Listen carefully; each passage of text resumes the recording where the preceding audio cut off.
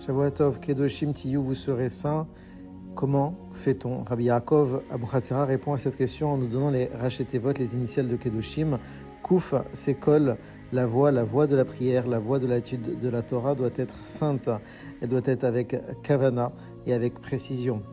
Ensuite, on va voir le dalet. Le dalet, c'est dibour, la parole. Pas de grossièreté de langage, pas de lashon hara. Maîtriser nos paroles avec que des bonnes paroles.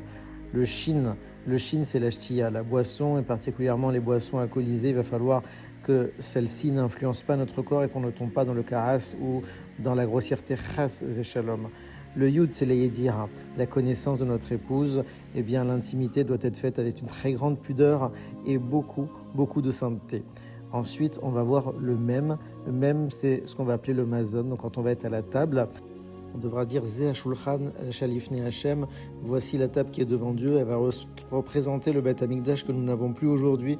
Et donc notre responsabilité de dire des paroles de Torah, de manger avec sainteté, de ne pas faire de la lashon hara et surtout de faire un très grand Birkat Hamazon. Finalement, on a compris que ces 5 degrés de sainteté qui sont liés à ces 5 lettres vont passer uniquement par la bouche d'en haut et la bouche d'en bas, celle qui va créer des mondes et celle qui va créer des êtres et qui va nous donner la possibilité d'être à notre tour comme Akadosh Baruch Hu, des êtres créateurs sur terre.